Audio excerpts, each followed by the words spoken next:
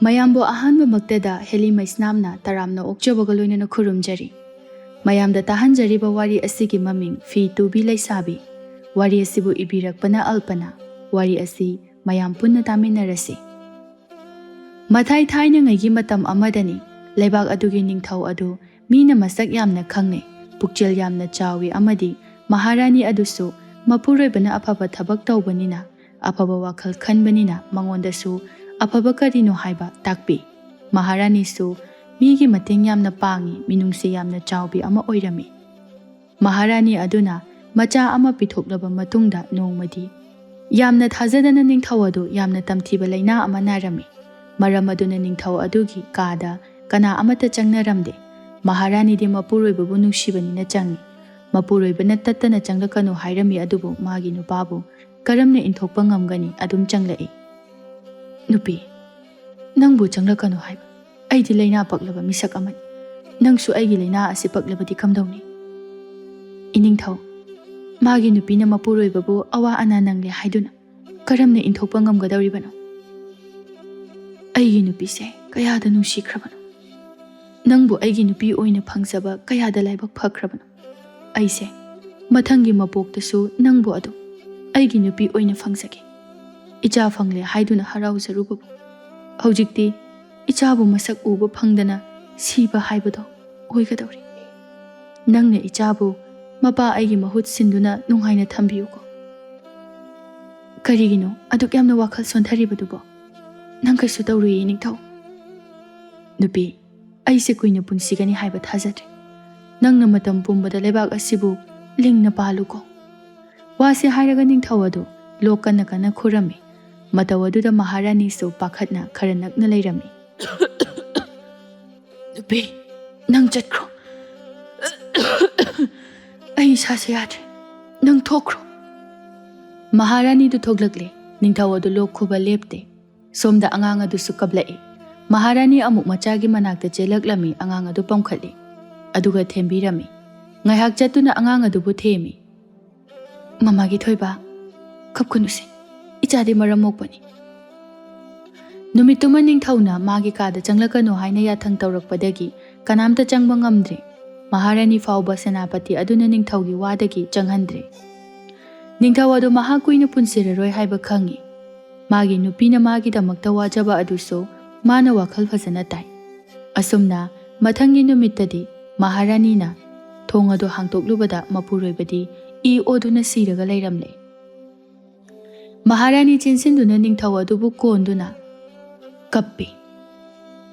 Lanmi sing adudi ningthau adugi laina aduda changba kiduna mapalda manaton fina kuptuna lairami. Asumna ningthau adu laitrabada makhoina ningthau adugi mathau pangthokre.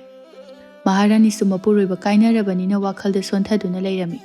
Matam pumnamakta keduna ananba fizolda setuna laibi Maharani du kuire mahak keba nanba masak khanglaktaba. Asumna ningthau laikidaba hapta ama haujinkre. Nongmadi Maharani mapalda manai kharaga lai ising chairi. Manai nupi singnasu Maharani na wakhal nungainaba haiduna nungaiba wariga haudorei. Maharani, Rajkumar thoibase hayengwai chawrakanda masak yamna phajarakadaba malin. Mama ai lodana manba daredana. Khangdreda. Mapa yaudana yokpa haibase araiba thabakti oidi. Aisu ichagi damakta akhang kanna hinglibani. Siba sungamdi. Ichagi kumhaitabu yengningi. Miyoiba khudingmak chatkigadaba ngaktani. Aisu nongmadi chatkidoini. Hinglingai asida harau harauna hinghobana phareda. Chumme Maharani karigi wakhal sontharuni adugi saru Rajkumar gi damakta khallaga harauna hingadabani. Matam amadadi Rajkumar se nupiga pusilakidoini. Matam adudadi aisu khununga sida laigadra haiba phawba khangdre. Matam amada mabu senabiramba pobiramba pambiramba mini haibaga loina kawkhrani. Karigi lairoidoino nangna hayengwai ahal oiraba phawba adum layu hairibani.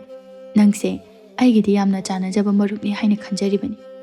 Ado memi hayengse umangda lai khurumba chatlusira.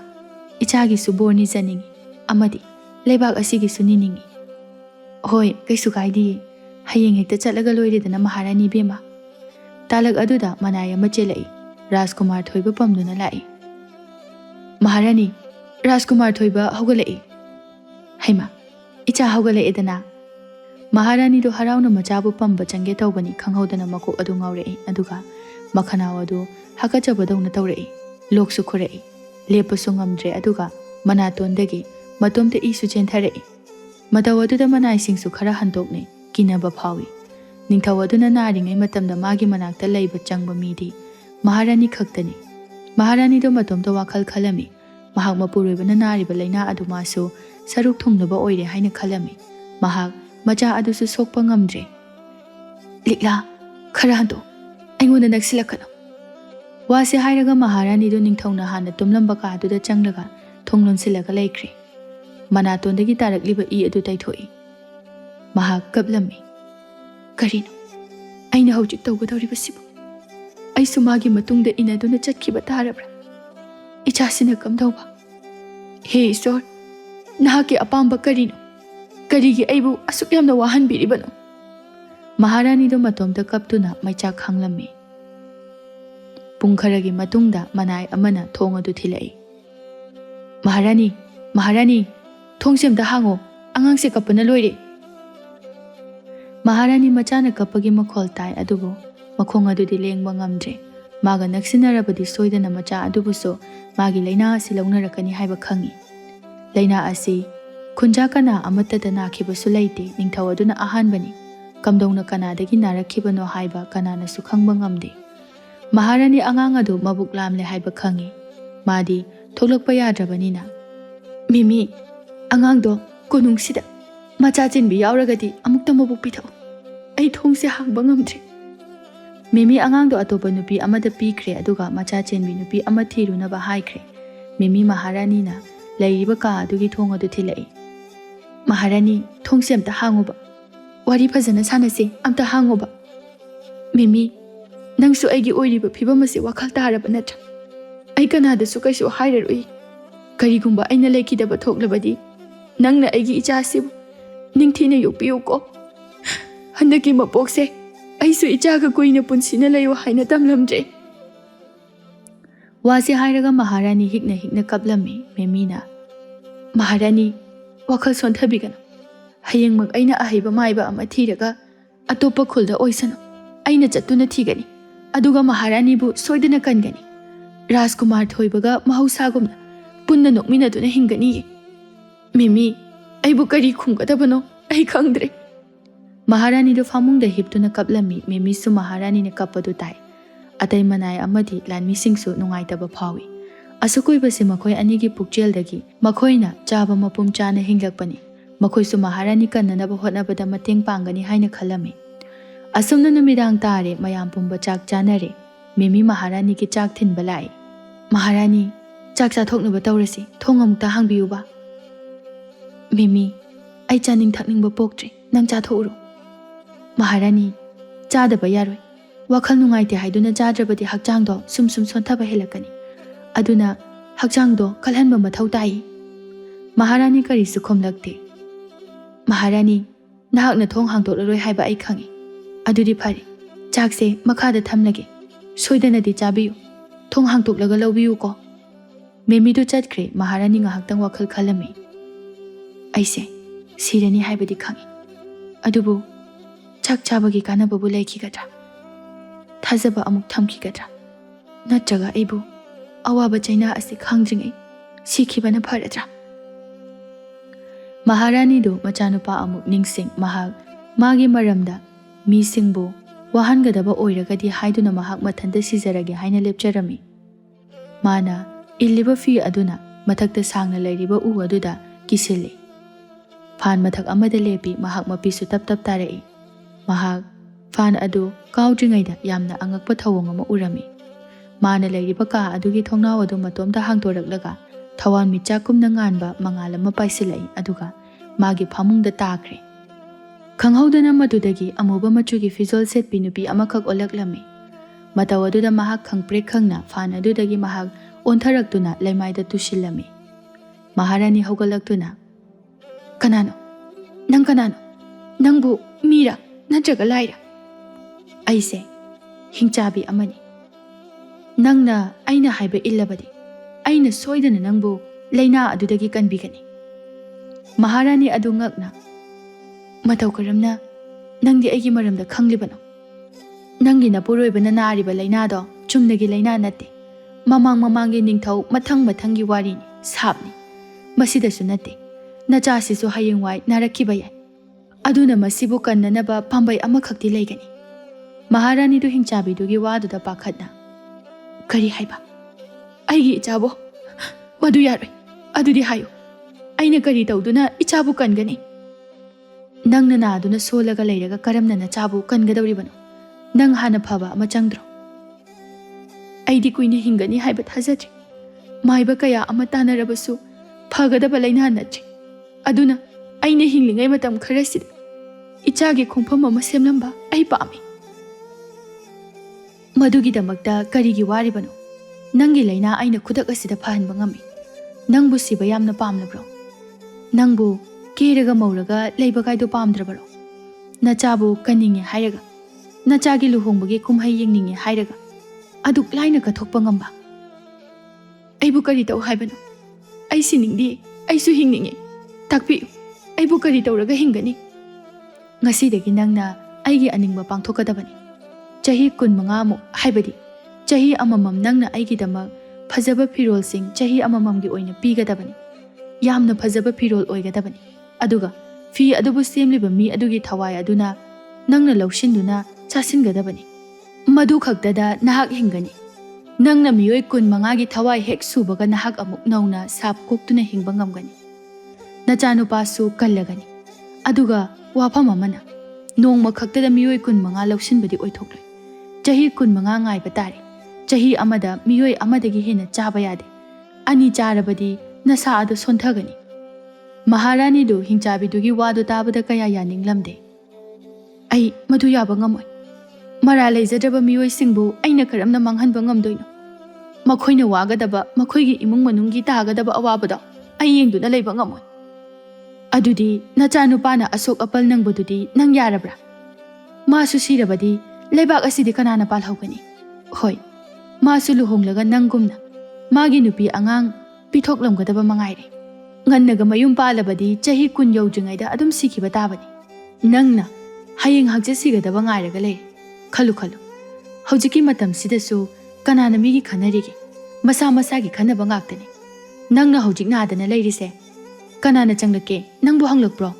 Ningthau aduna naringaidusu kidana kanasu changakti. Ningthau aduna di kayada makhoigi mateng tawjariba. Masidasu nangna miyoibagidamagta yamna waribado karigino. Mi amada sumsum yenguni. Rajkumar oirabasu asengbu macha adu natana. Kanasu lanphamda kalloi. Ai khanpham amta khangtri. Ai kari hayo haibano. Aibu ichasu kaina ningdi. Aduga migi khandabasu ai ngamde. Hingchabi aduna themnaklami.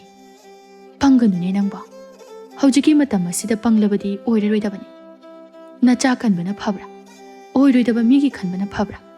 Nangna sirabasu kanamtana ningsingadaba nate.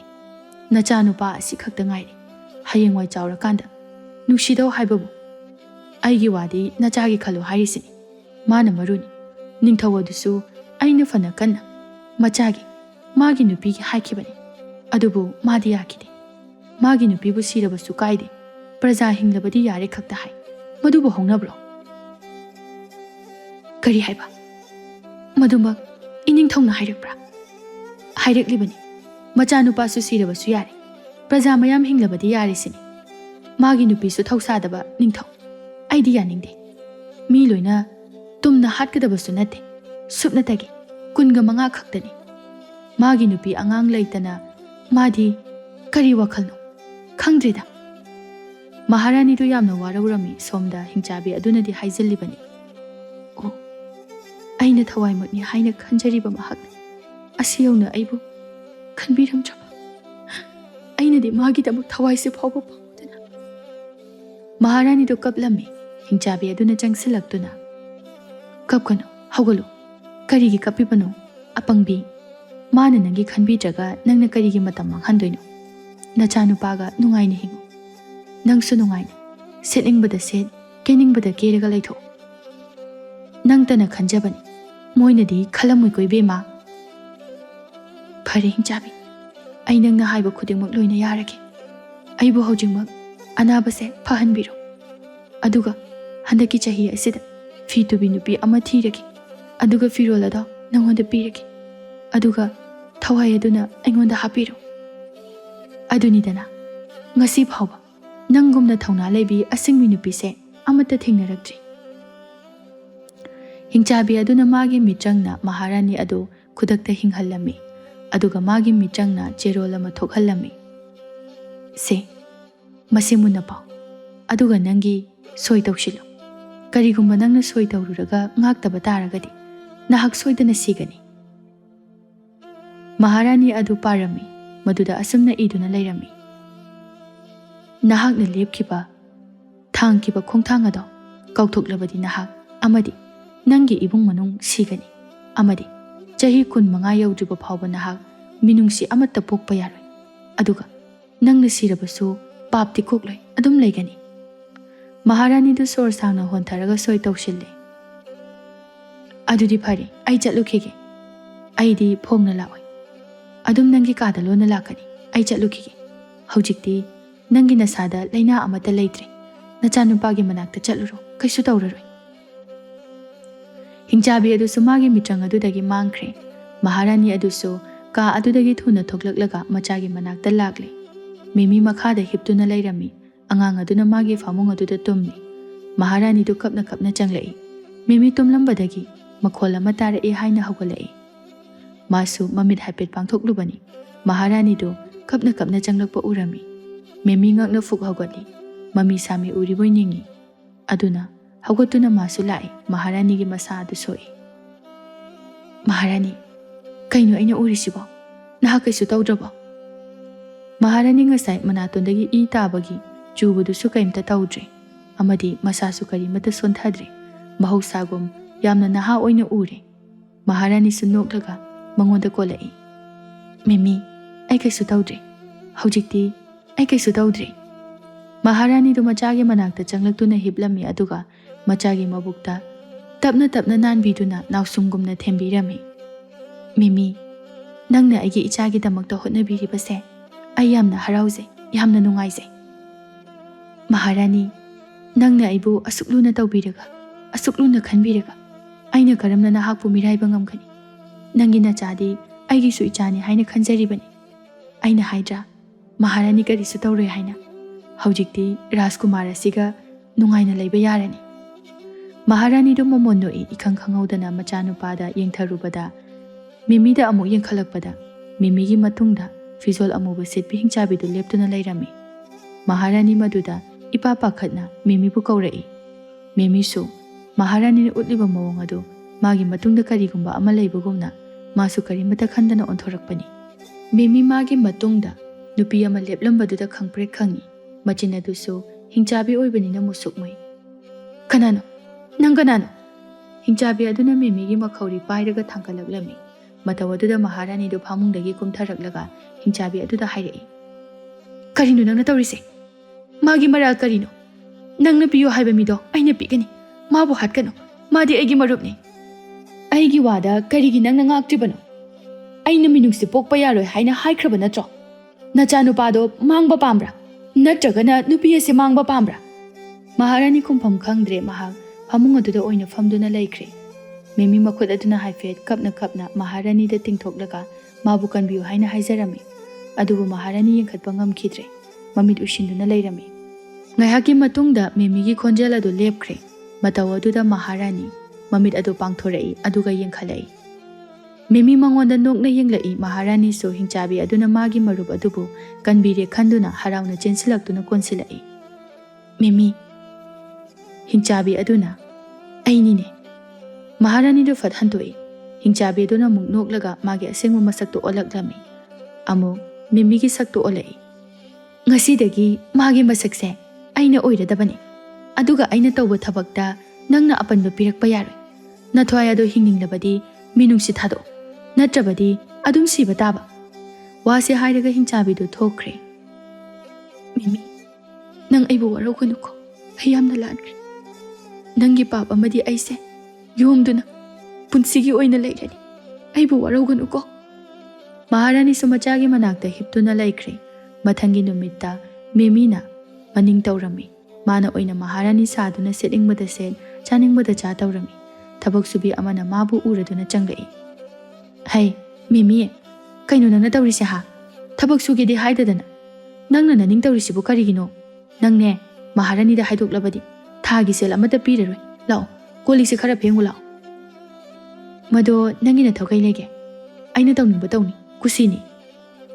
ꯊꯥꯗꯣꯏ ꯆꯪꯁꯤꯜꯂꯛꯇꯨꯅ ꯃꯦꯃꯤꯒꯤ ꯃꯈꯨꯠ ꯑꯗꯨ ꯄꯥꯏꯔꯒ ꯆꯤꯡꯏ ꯃꯦꯃꯤ ꯁꯥꯎꯔꯛꯇꯨꯅ ꯊꯥꯗꯣꯏꯕꯨ ꯈꯨꯄꯥꯛꯅ ꯊꯥꯏ ꯈꯪꯕ꯭ꯔꯥ ꯑꯩꯅ ꯇꯧꯔꯅꯨ ꯍꯥꯏꯕ ꯄꯣꯠꯇꯨꯗꯤ ꯑꯁꯨꯛ ꯌꯥꯝꯅ ꯂꯝ ꯍꯦꯜꯂꯤꯕꯁꯤꯕꯨ ꯀꯔꯤꯒꯤꯅꯣ ꯉꯁꯤꯅꯦ ꯑꯩꯅ ꯃꯩ ꯍꯧꯅ ꯁꯥꯎꯔꯛꯂꯕꯗꯤ ꯅꯪ ꯁꯣꯏꯗꯅ ꯂꯥꯏꯔꯝꯂꯦꯟꯗ ꯊꯥꯕꯤꯔꯅꯤ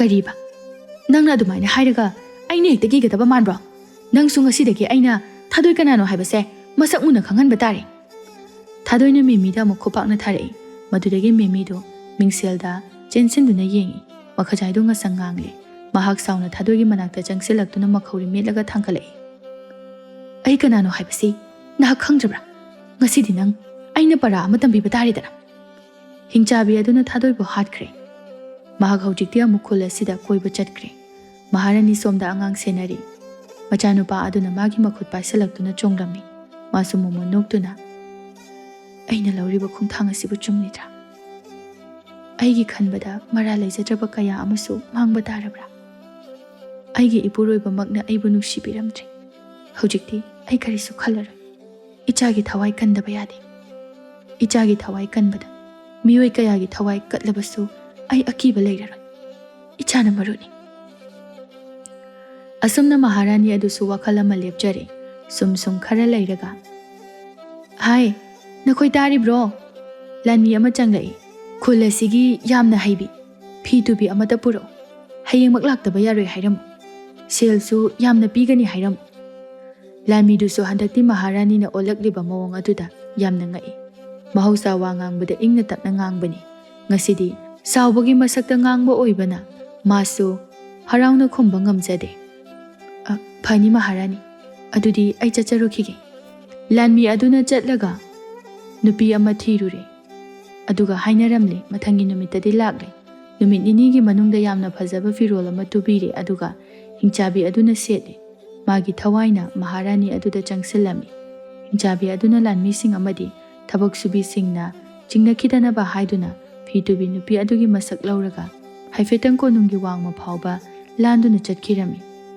ꯃꯍꯥꯔꯥꯅꯤ ꯑꯗꯨ ꯊꯋꯥꯏ ꯑꯃ ꯆꯪꯁꯤꯟꯕꯗꯒꯤ ꯃꯁꯝꯒꯥꯗꯨ ꯈꯔ ꯑꯃꯨꯕ ꯆꯪꯂꯛꯏ ꯁꯨꯝ ꯆꯍꯤ ꯑꯃꯃꯝꯒꯤ ꯍꯤꯡꯆꯥꯕꯤ ꯑꯗꯨꯒ ꯇꯥꯟꯅꯗꯨꯅ ꯃꯍꯥꯛ ꯊꯋꯥꯏ ꯆꯥꯁꯤꯟꯕ ꯂꯦꯞꯇꯦ ꯆꯍꯤꯗꯤ 22 ꯍꯧꯖꯤꯟꯈ꯭ꯔꯦ ꯔꯥꯖꯀꯨꯃꯥꯔ ꯑꯗꯨꯁꯨ ꯃꯄꯨꯡ ꯃꯔꯩ ꯐꯥꯔꯦ ꯂꯨꯍꯣꯡꯕ ꯌꯥꯔꯦ ꯅꯣꯡꯃꯗꯤ ꯔꯥꯖꯀꯨꯃꯥꯔꯅ ꯁꯥ ꯇꯥꯟꯕ ꯆꯠꯈ꯭ꯔꯤꯉꯩꯗ ꯑꯇꯣꯞꯄ ꯂꯩꯕꯥꯛ ꯑꯃꯒꯤ ꯃꯍꯥꯔꯥꯅꯤ ꯂꯥꯛꯇꯨꯅ ꯔꯥꯖꯀꯨꯃꯥꯔ ꯊꯣꯏꯕꯒꯤ ꯃꯃꯥ ꯏꯕꯦꯝꯃ ꯁꯤꯂꯥꯒ ꯋꯥꯔꯤ ꯁꯥꯟꯅꯔꯝꯃꯤ ꯆꯪꯕꯤꯔꯛꯑꯣ ꯀꯔꯤ ꯇꯥꯟꯅꯁꯤ ꯍꯥꯏꯕꯅꯣ ꯁꯤꯂꯥ ꯅꯪꯅꯕꯨ ꯌꯥꯔꯛꯀꯗꯧꯔꯤꯕ꯭ꯔꯥ ꯈꯪꯗꯦ ꯇꯧꯕꯃꯛꯇꯤ ꯅꯨꯄꯥ ꯃꯌꯨꯝꯅ ꯍꯥꯟꯅ ꯍꯥꯏꯅꯕꯅꯤ ꯑꯩꯁꯨ ꯏꯆꯥꯅꯨꯄꯤꯅ ꯇꯛꯃꯟꯗꯅ ꯍꯦꯛꯇ ꯍꯥꯏꯔꯕꯅꯤꯀꯣ ꯋꯥꯐꯝ ꯑꯗꯨꯕꯨ ꯀꯔꯤꯅꯣ ꯍꯦꯛꯇ ꯍꯥꯏꯕꯤꯌꯨ ꯑꯩ ꯋꯥꯈꯜ ꯇꯥꯗ꯭ꯔꯦ ꯁꯨꯝꯗꯧꯕꯅꯤ ꯏꯆꯥꯅꯨꯄꯤꯗꯣ ꯅꯪꯒꯤ ꯅꯆꯥꯅꯨꯄꯥꯗꯨꯗ ꯉꯥꯎꯔ ꯃꯥꯜꯂꯦ ꯃꯥꯁꯨ ꯆꯍꯤ 12 ꯁꯨꯔꯦ ꯑꯗꯣ ꯃꯃꯥ ꯅꯪꯅꯕꯨ ꯀꯔꯤ ꯈꯟꯒꯦ ꯑꯉꯥꯡ ꯑꯅꯤꯁꯦ ꯂꯨꯍꯣꯡꯊꯣꯛꯄꯤꯔꯁꯦ ꯍꯥꯏꯕꯕꯨ ꯀꯔꯤ ꯍꯥꯏꯕꯒꯦ ꯍꯣꯏ ꯇꯥꯛꯄꯤꯔꯤꯕꯗꯣ ꯀꯔꯤꯁꯨ ꯀꯥꯏꯗꯦ ꯑꯩꯁꯨ ꯌꯥꯊꯣꯛꯂꯕꯅꯤꯀꯣ ꯋꯥꯐꯝ ꯑꯁꯦ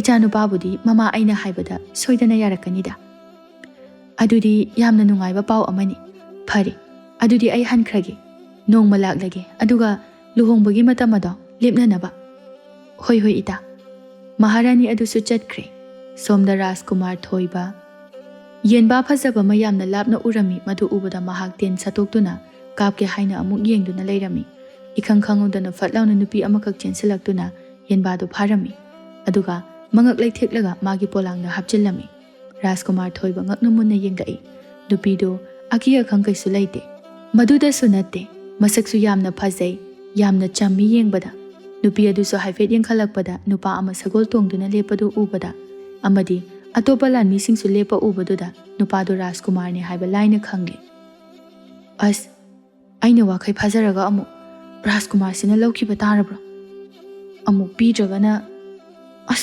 तंजरेदा ꯄꯤꯗ꯭ꯔꯗꯤ ꯑꯃꯨꯛ ꯍꯥꯠꯀꯦ ꯇꯨꯞꯀꯦ ꯍꯥꯏꯔꯛꯇꯣꯏꯅꯤ ꯄꯤꯔꯨꯔꯒꯦ ꯑꯩ ꯑꯁꯨꯝꯅ ꯅꯨꯄꯤ ꯑꯗꯨꯅ ꯔꯥꯖꯀꯨꯃꯥꯔꯒꯤ ꯃꯅꯥꯛꯇ ꯂꯥꯛꯇꯨꯅ ꯌꯦꯟꯕꯥꯗꯨ ꯂꯧꯊꯣꯛꯂꯒ ꯄꯤꯔꯝꯃꯤ ꯃꯆꯥ ꯏꯕꯨꯡꯉꯣ ꯑꯩꯗꯤ ꯌꯦꯟꯕꯥꯁꯤ ꯅꯪꯅ ꯍꯥꯠꯅꯕ ꯇꯧꯏ ꯍꯥꯏꯕꯁꯦ ꯈꯪꯗꯗꯨꯅ ꯑꯩꯅ ꯍꯥꯟꯅ ꯍꯥꯠꯂꯨꯔꯦ ꯑꯩꯕꯨ ꯋꯥꯔꯧꯕꯤꯅꯨꯀꯣ ꯌꯦꯟꯕꯥꯁꯤ ꯄꯨꯕꯤꯔꯣ ꯅꯪꯅ ꯋꯥꯈꯩ ꯐꯥꯔꯒ ꯑꯩꯅ ꯄꯨꯈꯤꯕ ꯌꯥꯔꯗ꯭ꯔꯣ ꯍꯣꯔꯦꯟ ꯑꯃꯨꯛ ꯅꯊꯟꯇ ꯀꯞꯄꯣꯏꯗ꯭ꯔꯣ ꯀꯞꯄꯣꯏꯗ ꯀꯩꯒꯤ ꯀꯞꯇꯣꯏꯅꯣ ꯑꯩꯕꯨ ꯑꯉꯥꯡ ꯃꯆꯥꯗꯧꯅ ꯌꯥꯔꯦꯗ ꯅꯪ ꯑꯗꯨꯝ ꯂꯧꯖꯔꯣ ꯑꯩ ꯑꯇꯣꯞꯄ ꯑꯃ ꯑꯣꯏꯅ ꯌꯦꯡꯉꯒꯦ ꯅꯨꯄꯤꯗꯨ ꯍꯔꯥꯎꯅ ꯌꯥꯝ ꯅꯨꯡꯉꯥꯏꯖꯔꯦ ꯃꯆꯥ ꯏꯕꯨꯡꯉꯣ ꯑꯗꯨꯗꯤ ꯑꯩ ꯑꯃꯨꯛ ꯌꯧꯈ꯭ꯔꯒꯦ ꯅꯪꯒꯤ ꯃꯤꯡꯕꯨ ꯀꯔꯤ ꯀꯧꯒꯦ ꯀꯗꯥꯏꯗꯒꯤꯅꯣ ꯑꯩꯒꯤ ꯃꯤꯡ ꯁꯤꯂꯩꯃ ꯀꯧꯏ ꯈꯨꯜꯁꯤꯗꯒꯤꯅꯤ ꯑꯗꯣ ꯁꯤꯂꯩꯃꯕꯨ ꯁꯤꯗ ꯇꯣꯏꯅ ꯂꯥꯛꯄ꯭ꯔꯣ ꯍꯌꯦꯡꯗꯤ ꯂꯥꯛꯀꯗ꯭ꯔꯣ ꯃꯆꯥ ꯏꯕꯨꯡꯉꯣ ꯍꯌꯦꯡꯗꯤ ꯄꯥꯈꯠꯄꯤꯔꯨꯔꯅꯨ ꯑꯩ ꯂꯥꯛꯑꯔꯣꯏ ꯍꯞꯇꯥ ꯑꯃꯒꯤ ꯃꯅꯨꯡꯗ ꯑꯅꯤꯔꯛꯈꯛ ꯂꯥꯛꯄ ꯈꯛꯇꯅꯤ ꯅꯪ ꯂꯥꯛꯑꯒ ꯀꯩꯒꯤ ꯄꯥꯈꯠꯇꯣꯏꯕ ꯌꯦꯟ ꯐꯥꯕꯒꯤ ꯅꯪꯒ ꯎꯅꯕ ꯄꯥꯈꯠꯄ ꯃꯥꯜꯂꯨꯔꯕ ꯅꯨꯡꯁꯤꯕ ꯁꯛꯇꯝꯗꯣ ꯎꯅꯤꯡꯕꯒꯤ ꯍꯥꯏꯕꯅꯤ ꯁꯤꯂꯩꯃ ꯉꯛꯅ ꯌꯦꯡꯈꯠꯂꯛꯏ ꯋꯥ ꯉꯥꯡꯕꯒ ꯐꯖꯅ ꯊꯣꯛꯈꯤꯗ꯭ꯔꯦ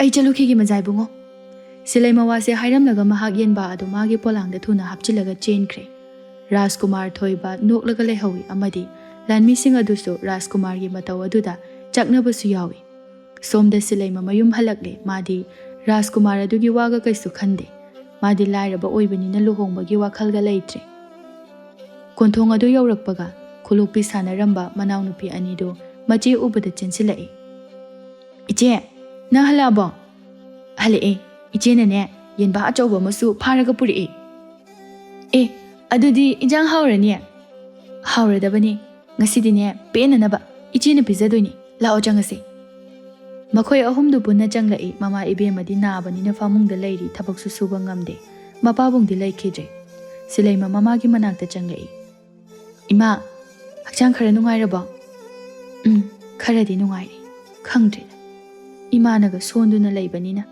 ꯏꯆꯥꯅ ꯄꯨꯝꯅꯃꯛꯁꯦ ꯍꯣꯠꯅꯗꯨꯅ ꯂꯩꯔꯤ ꯏꯃꯥꯁꯨ ꯅꯪꯒꯤ ꯅꯇꯧꯁꯦ ꯌꯦꯡꯕ ꯉꯝꯗ꯭ꯔꯦ ꯏꯃꯥꯁꯤꯗꯤ ꯄꯪꯈꯟꯗ ꯈꯟꯖꯤꯜꯂꯦ ꯏꯃꯥ ꯆꯥꯛ ꯂꯥꯝꯃꯝꯃꯅꯤꯁꯦ ꯑꯩ ꯆꯥꯛ ꯊꯣꯡꯉꯨꯔꯒꯦ ꯉꯁꯤꯗꯤꯅꯦ ꯌꯦꯟꯕꯥ ꯑꯃ ꯐꯥꯔꯛꯑꯦ ꯏꯟꯁꯥꯡ ꯍꯥꯎꯅ ꯆꯥꯊꯣꯛꯁꯦ ꯏꯃꯥ ꯋꯥꯈꯜꯗꯣ ꯅꯨꯡꯉꯥꯏꯅ ꯈꯟꯕꯤꯌꯨ ꯅꯨꯡꯉꯥꯏꯇꯕ ꯈꯟꯖꯤꯜꯂꯗꯤꯅꯦ ꯁꯣꯟꯊꯕ ꯍꯦꯜꯂꯛꯀꯅꯤꯀꯣ ꯍꯣꯏ ꯁꯤꯂꯩꯃꯁꯨ ꯊꯣꯛꯈ꯭ꯔꯦ ꯇꯥꯂꯛ ꯑꯗꯨꯗ ꯂꯥꯟꯃꯤ ꯑꯃꯅ ꯃꯥꯕꯨ ꯀꯧꯔꯛꯏ ꯀꯅꯥ ꯂꯩꯒꯦ ꯌꯨꯝꯁꯤꯕꯨ ꯃꯤ ꯂꯩꯇ꯭ꯔꯣ ꯑꯝꯇ ꯊꯣꯛꯂꯛꯑꯣ ꯁꯤꯂꯩꯃ ꯊꯣꯛꯂꯛꯏ ꯀꯔꯤ ꯇꯥꯛꯄꯤꯒꯗꯕꯅꯣ ꯌꯨꯝꯁꯤꯕꯨ ꯐꯤ ꯇꯨꯕꯤ ꯁꯤꯂꯩꯃ ꯈꯣꯏꯒꯤ ꯌꯨꯝ ꯑꯣꯏꯔꯕ꯭ꯔꯥ ꯃꯥꯅꯤ ꯀꯔꯤꯒꯤ ꯑꯣꯏꯔꯕꯅꯣ ꯍꯦꯛꯇ ꯇꯥꯛꯄꯤꯌꯨ ꯃꯍꯥꯔꯥꯅꯤꯒꯤ ꯄꯥꯎꯖꯦꯜꯅꯤ ꯃꯥꯒꯤ ꯐꯤꯖꯣꯜ ꯐꯖꯕ ꯑꯃꯠꯇ ꯇꯨꯕꯤꯌꯨ ꯍꯥꯏꯅ ꯍꯥꯏꯔꯛꯏ ꯅꯨꯃꯤꯠ ꯅꯤꯅꯤ ꯈꯛꯇꯒꯤꯅꯤ ꯑꯩ ꯀꯔꯤ ꯈꯨꯝꯒꯗꯕꯅꯣ ꯈꯪꯗ꯭ꯔꯦ ꯏꯃꯥꯁꯨ ꯃꯁꯥ ꯉꯝꯗꯗꯨꯅ ꯂꯩꯔꯤ ꯑꯩꯅ ꯑꯍꯤꯡ ꯍꯟꯖꯤꯜꯂꯛꯇ꯭ꯔꯕꯗꯤ ꯀꯅꯥꯅ ꯌꯨꯝꯁꯤ ꯄꯨꯅꯤ ꯑꯗꯨꯅ ꯑꯩ ꯅꯠꯇꯕ ꯑꯃ ꯑꯣꯏꯅ ꯊꯤꯕꯤꯔꯣ ꯑꯩ ꯌꯥꯒꯗꯕ ꯃꯥꯟꯗꯦ ꯃꯗꯨ ꯈꯛꯀꯤꯁꯨ ꯅꯠꯇꯦ ꯅꯪꯒꯤ ꯄꯥꯕꯨꯡꯅ ꯍꯤꯡꯂꯤꯉꯩꯗ ꯅꯈꯣꯏ ꯊꯥꯛꯅꯅꯕ ꯍꯣꯠꯅꯕꯗ ꯀꯣꯅꯨꯡꯒꯤ ꯃꯍꯥꯔꯥꯅꯤꯗꯒꯤ ꯁꯦꯜ ꯃꯌꯥꯝ ꯑꯃ ꯄꯨꯈꯤ ꯃꯗꯨꯁꯨ ꯃꯍꯥꯛ ꯂꯩꯈꯤꯗꯕꯗꯒꯤ ꯑꯃꯠꯇ ꯁꯤꯡꯕ ꯉꯝꯗ꯭ꯔꯦ ꯅꯪꯒꯤ ꯏꯃꯥꯅꯗꯤ ꯈꯪꯂꯝꯒꯅꯤ ꯅꯈꯣꯏꯅ ꯈꯪꯗ꯭ꯔꯕꯁꯨ ꯁꯦꯜ ꯑꯗꯨ ꯁꯤꯡꯕ ꯉꯝꯗ꯭ꯔꯕꯗꯤ ꯅꯈꯣꯏ ꯃꯍꯥꯔꯥꯅꯤꯅ ꯆꯩꯔꯥꯛ ꯄꯤꯒꯅꯤ ꯑꯗꯨꯅ ꯃꯥꯒꯤ ꯐꯤ ꯑꯃꯈꯛ ꯇꯨꯕꯤꯌꯨ ꯑꯗꯨꯅ ꯄꯨꯡꯀꯣꯛ ꯀꯣꯛꯂꯅꯤ ꯑꯃꯗꯤ ꯁꯦꯜꯁꯨ ꯄꯤꯒꯗꯧꯔꯤꯕꯅꯤ ꯁꯨꯞꯅꯇꯒꯤ ꯅꯨꯃꯤꯠ ꯅꯤꯅꯤ ꯈꯛꯇꯅꯤ ꯐꯔꯦ ꯑꯗꯨꯗꯤ ꯑꯩ ꯏꯃꯥꯒ ꯇꯥꯟꯅꯖꯈꯤꯒꯦ ꯂꯥꯟꯃꯤꯗꯨ ꯆꯠꯈ꯭ꯔꯦ ꯁꯤꯂꯩꯃ ꯃꯃꯥꯒꯤ ꯃꯅꯥꯛꯇ ꯂꯥꯛꯏ ꯃꯃꯥꯁꯨ ꯊꯪꯅꯕ ꯀꯥꯗ ꯂꯩꯕꯅꯤꯅ ꯋꯥꯔꯤ ꯁꯥꯟꯅꯕꯗꯨ ꯇꯥꯍꯧꯏ ꯏꯃꯥ ꯂꯥꯟꯃꯤ ꯑꯃ ꯂꯥꯛꯑꯝꯃꯤ ꯀꯣꯅꯨꯡꯗ ꯃꯍꯥꯔꯥꯅꯤꯒꯤ ꯐꯤꯔꯣꯜ ꯑꯃ ꯇꯨꯕꯤꯅꯕ ꯍꯥꯏꯔꯝꯃꯤ ꯑꯩ ꯆꯠꯇꯕ ꯌꯥꯔꯣꯏꯗꯧꯔꯤ ꯍꯌꯦꯡꯗꯒꯤ ꯆꯠꯂꯨꯔꯒꯦ ꯏꯃꯥꯒꯤ ꯏꯕꯦꯝꯃ ꯆꯠꯍꯟꯅꯤꯡꯈꯤꯗ꯭ꯔꯦꯗ ꯃꯤꯅ ꯍꯥꯏꯅꯕꯗ ꯀꯣꯅꯨꯡꯗ ꯆꯪꯈꯤꯕ ꯐꯤ ꯇꯨꯕꯤꯁꯤꯡꯗꯣ ꯃꯌꯨꯝꯗ ꯑꯃꯠꯇ ꯍꯜꯂꯛꯅꯗꯦ ꯍꯥꯏ ꯁꯤꯈ꯭ꯔꯕ꯭ꯔꯥ ꯀꯗꯥꯏꯗ ꯆꯠꯈ꯭ꯔꯕꯅꯣ ꯈꯪꯗꯦ ꯀꯣꯅꯨꯡꯗꯒꯤꯗꯤ ꯊꯣꯛꯈꯤꯕꯗꯤ ꯎꯏ ꯃꯌꯨꯝꯗꯗꯤ ꯍꯟꯖꯤꯜꯂꯛꯇꯦ ꯏꯃꯥꯅ ꯅꯪꯕꯨ ꯆꯠꯍꯟꯅꯤꯡꯗꯦ ꯅꯪ ꯆꯠꯈꯤꯅꯨꯕ ꯏꯃꯥ ꯑꯩ ꯆꯠꯇꯕ ꯉꯝꯗ꯭ꯔꯦ ꯄꯥꯕꯨꯡꯅ ꯄꯨꯔꯝꯕ ꯁꯦꯜꯁꯤꯡ ꯑꯗꯣ ꯑꯩꯉꯣꯟꯗ ꯀꯔꯤꯒꯤ ꯍꯥꯏꯗ꯭ꯔꯤꯅꯣ ꯅꯨꯃꯤꯠ ꯅꯤꯅꯤ ꯈꯛꯇꯅꯤ ꯑꯩ ꯀꯩꯁꯨ ꯇꯧꯔꯣꯏꯌꯦ ꯏꯃꯥ ꯄꯥꯝꯗꯦ ꯏꯕꯦꯝꯃ ꯏꯃꯥ ꯄꯥꯝꯗꯦ ꯃꯅꯥꯎꯅꯨꯄꯤ ꯔꯥꯅꯤꯅ ꯑꯃꯨꯛ ꯑꯁꯦꯡꯕꯅꯤ ꯏꯆꯦ ꯑꯩꯁꯨ ꯏꯆꯦꯕꯨ ꯆꯠꯍꯟꯅꯤꯡꯗꯦ ꯑꯩꯒꯤ ꯏꯃꯥꯟꯅꯕꯤ ꯔꯥꯁꯤꯗꯣ ꯃꯥꯒꯤ ꯃꯆꯦꯗꯣ ꯐꯤ ꯇꯨꯕꯅꯤ ꯃꯃꯥꯡꯒꯤ ꯆꯍꯤꯗ ꯃꯥꯁꯨ ꯀꯣꯅꯨꯡꯗ ꯆꯠꯈꯤꯕꯗꯒꯤ ꯌꯨꯝꯗ ꯍꯟꯖꯤꯜꯂꯛꯇ꯭ꯔꯦ ꯍꯥꯏ ꯊꯤꯕ ꯌꯥꯕꯁꯨ ꯊꯤꯔꯤ ꯑꯗꯣ ꯐꯪꯗ꯭ꯔꯦ ꯍꯥꯏ ꯏꯃꯥꯟꯅꯕꯤꯗꯣ ꯌꯥꯝꯅ ꯀꯞꯄꯤ ꯑꯩꯒꯤꯗꯤ ꯆꯤꯆꯦ ꯃꯥꯡꯕ ꯌꯥꯔꯣꯏ ꯆꯤꯆꯦ ꯅꯪ ꯆꯠꯈꯤꯅꯨ Rani, chiche kaisu tauroi. Iche di nupi oirasu yam kallisidi. Makoina khangnamnidana. Aina loina phutektoini. Numit nini khaktani. Humni subada iche thuna chelaktoini. Adunane, numit nini di lai jagana khoi anina chak thongdana. Imagi seba tauraga laigadabani ko. Rani makokto nonthai. Kaya haraubadi oide. Hoi iche, ado humni suba numita ngana lao ko. Aidi thengadi yaroidabani. Hoi laktoini. Adudi chiche chak thongurage ko. Silaima mamabu amuk yengi. Momondok lamlaga chak thongba changkre. Asumna numituma silaima so makoka ingaw ngawna lairi. Magi sel khara laibaduna cheng laisin biramle. Manama sing khara su laibiramle. Somda numidang wairam tasilakle. Maharani do Rajkumar gi kada changlai. Thoiba. Ima kai haige. Kaino ngasidi ichase monda inung nungaina uida. Kaidaurage. Khangde ma. Ngasi se kari haidoino. Aigi punsida aina ihan hana nusijaruba nupi ama thengnari. Yamna su chame. Aidi mangonda pungaw ngawre ima. Maharani machagi waduda kari haini khangdre somda luhongbagi wa loinakre. Adubu mana asuk kuina hinglaklibasi machagi damaktani. Aduna machanabu pamjarabadi khanduna mahak ayat apan pibadi pamlamde. Kanagi machano ne nangna pamjaribadubo. Nupidudaga hanghawrabraba. Adudi amta hanghawdre ima. Masu ikarira khangde. Maming khakta hairamlaga thuna chenkre. Mathang thengnabada amu hanglodana adudi. Kaida thengnarino na khoi ani di. Ngasai aina satan buchapada thengnarini. Maharani machanupagi ingaw ngawna ipang pamjana khumlakpa haijarakpa aduda nungsi. Phare ichana pu pamjarabadi. Lairaba oigera ina khunba oigera. Imana ne hekta ima oirani. Aduga imasu nangonda pawa mata tamge haina changlakpani. Aigi marup amagi machanupina nangbu yamna pamjarura male. Nakhoi anigi luhongbagi wa aina yathokhrabani. Ima ai tale. Nupido ai masak su khangde. Madi kamaina ai khangino. Aina pamba nupi su nate. Aigidi pamjaba ama leire hairedana. Ngasai nupido natradi luhongoi ko. Aidi pamde haisini. Thoiba masa yamna phaba kaude wangbudi chawi yamna pikpa maksu oide nupa kaya thokte adum ipang pangjai. Hoi. Ichana pamdragabu imana kari hairuni. Ichagi damaktani imana hinglibase. Nangna pamdrabanina imana hayingma haidokluragi. Nangisu pamjaba nupido luhongbiba taredana. Ado haujikti yadriko. Chahi mari mangagi matungda luhongsi. Hoima. Maharani so machagi kadagi thorakle. Masu chahi ahum khakta ngaire hingchabi aduga saknakiba wasak adu kokadaba. Masida henkrabadi mahag ningtamna machaga hingba yarani. Aduna machagi luhongba harauna yananaba chahi marigi matungda luhongo hairibani. Asumna mathangi numitadi silai madu konungda lakle. Maharani ka thengnare. Lao changasi. Maharani nu Phi Tubam ka da purakle. Madugi ka adu nupi kunni thoigi ayekpa saktam thelami. Maduda masu kanabo oirizano haina yengdai. Maharani da wa hangbadi ngamde. Lairiba phi mayamse sidagi ama khalaga turo. Yamna phajahalu. Aduga ngasigi numitsima ka sidagi tholakpa yaroi. Nang hayeng tuba loibaga aingonda hairo. Maharani gi waduda silaima yamna ngai amadi chingnarapsu tawi.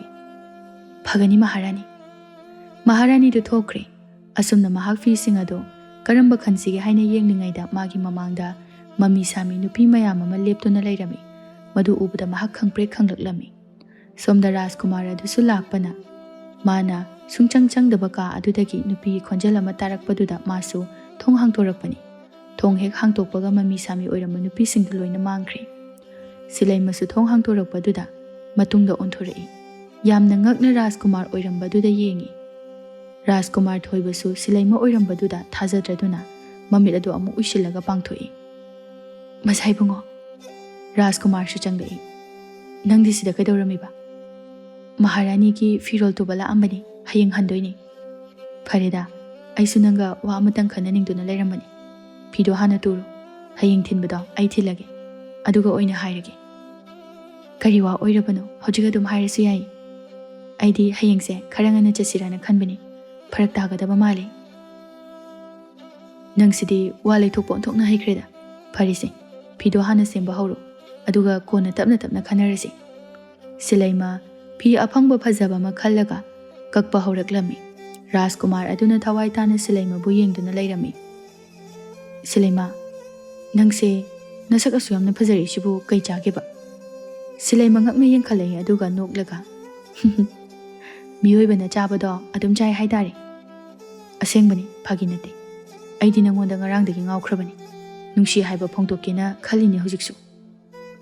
Silaima kaisu khumlakte, yengsu yengkhalakte. Rajkumar aduna amuka. Kainu Silaima, aina haise tadro. Nangse nungsi haibani. Masai bungo, aingonda masigi wase haibirano. Ai taba ngamloi. Ai imunga, nahaki imunga manade. Ai luhongbagi wakhalsu leide. Leitaba yaro. Nupina luhongdana kaidogi haino. Imadasu aina ngarang hairi yarabani. Horendi nangbu masak taage. Silaima yamna ngai. Hairu no majai bungo. Aidi Phi Tuba lakpani ikaizai. Aina nungsi haibase yaradi aina hairu. Yadradi hojimang hairudoini. Silaima khumpham khangde tumina lei. Tumina leirabanina nangna yarina laurabani ko. Ai thokige. Hore nangna chana thaknanabasu ai purake. Thoibadu thokre Silaima sor sangna hontarai. Rajkumar aduna thong adu thingjinkibaga. Ngasaigi mami samigi nupi singdo loina thoklai. Maduda amu mahak khangi. Kanano? Nakhoibu kanano? Nahakpu konung asigi Phi Tubi singi wari amata tajibara. Silaima yamna ngakna. Ai wakhal taba ngamdre. Konung asida Phi Tuba chatkiba nupi sing amata mayumda halaknade haibado aikhoi mayam asini. Silaima ngakna. Marupsa matau kamdongna nakhoina phibam ase yaukhibano. Ai yam khangninge amukta takbiyu. Maharani amadi konung asida laiba hingchabi adugane senbani. Konung asida mimi kaubi nupi ado hingchabi amani. Mana onduna laibani. Hingchabi ado hatrabadi. Mahakna phajinduna thamliba Maharani na sasinkraba aikhoigi thawaise lairamnida chatpa phanglaroi. Aikhoibu ningkha tamhanbiba ngamgadaba misak nahak khaktani. Silaimana Maharani na kari maramgidamakta nakhoigi thawaibu lawsiliba. Maharani na miyoi kunga mangagi thawai lawsilabadi. Mahak soidana hingani amadi machanupagi sabsu kokani. Adubu Maharani na di sabado hingchabi aduna tawbani haibadi khangdabanina. Hingchabi adubu nangna hatba ngamgadra. Madu oirabadi aikhoigi thawai asisu loina lairamnenda chatpa phanglagani. Amadi konung asisu ingchiklagani. Aigi mamangda hana laklamba nupi adudi nakhoina unaduna wafam asibu tamkhibra. Madi hingchabi adubu hatpa ngamkhibra. Madi aikhoina haiba wa takhide. Aduna aikhoigi irakta mahaksu hojik tilli.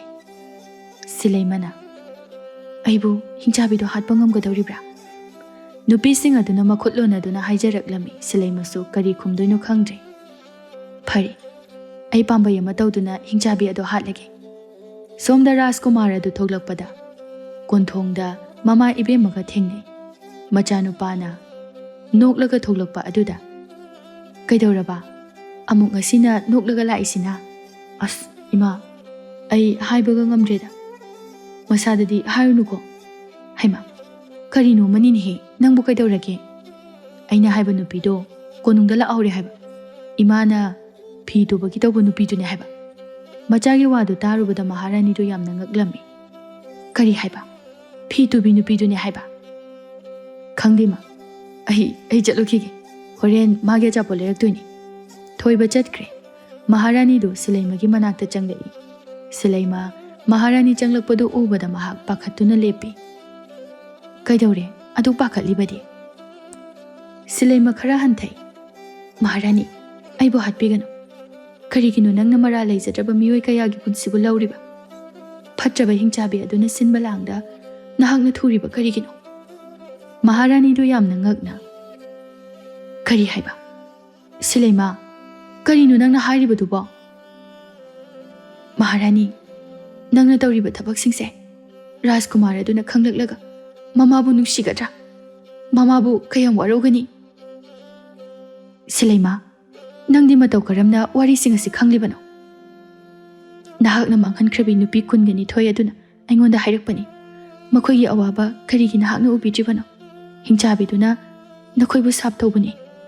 mahak sirabadi sab adubu kokani amadi hingchabi aduna nahakpusu mitrang tawduna punsinduna thambana maiba kaya tanarabasu phahaloi adubu hingchabi adubu hatlabadi nahak maibana layengpada soidana hingani kari haiba hingchabi aduna aikhoibu sab tawi haiba silaima haujikti ai mai thiri icha khaktagi aina waruri atopa micha singi damaktadi aina kari sulaitana khalluri aibu ngakpiyo haujikti ichana khoidajaba misak adu leirabanina ai sirabasu ichagi damakta sirage aduga mara leijadraba thawai sing adubu aina thadokpirage maharani nangna tawribase tasengna lale nangna nachabu nungsijabada mipum khudingsu magi machabu nungsiba phauramgani aisu imaga inau singagi khalaga mafam asida lakningdana lakhibani maharani miyamna thajanariba nahakna asigumba thabak ase tawbigano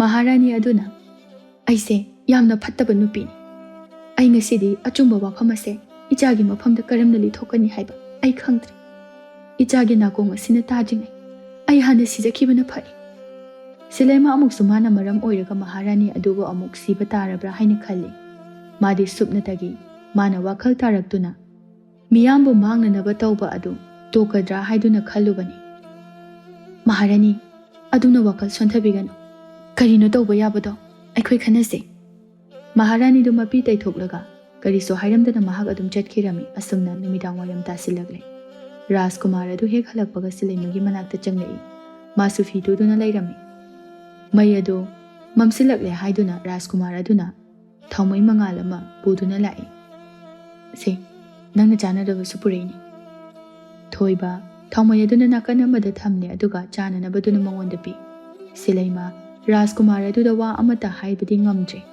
mamagi phattaba lichatpu machada karamna haigani Rajkumar aduna wari sarakpadu harau harau mahak taduna leirami somda maharani do matungda kathi ama yeptuna leirami hingchabi adu changlei hayingdi aigi firol anauba ma phangba numini aduna nangsina sado nana thawai chasingadabagi thorang tawduna lei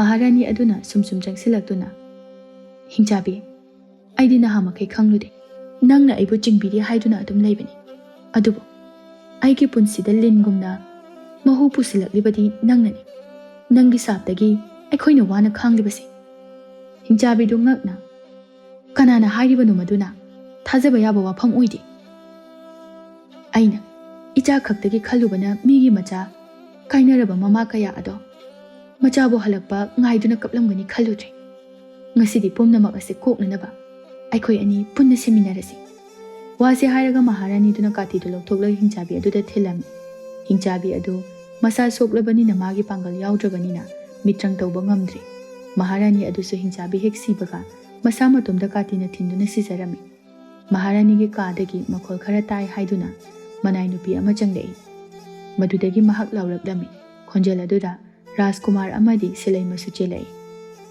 thoiba mama amadi masak khangdabi nupi aduna ta aduna leibaduda mahak sukak ngaunari maram sukhangde thoiba mamagi manakta changlami mama bu konduna hikna kablami silaima sumapi takiba khanghaudana silaimagi mitmangda nupi kungani thoi aduna mangonda momon nokna yenglakpadu ure aduga makhoisu lairamlenda chatkri silaima mangkraba thawai sing aduigidi harawi adubo maharani siba adugidi masu magi maramna ni khanduna nungaitaba phawe asumna numit adudagi hauna sab adu pungkok kokre amadi mathangi numitagidi maharani sekhrabanina machanupa thoibana ningthaugi mahut sinduna pale punsi chupa Phi Tubi singi atopa wari sing adu silaima kana su khanghandana punsi chupa lotuna thamlage khankhirami kanada su hairo khidre maso mayum maikai pangkre machil manau amadi mamaga unaduna punna nokminaduna nungaiba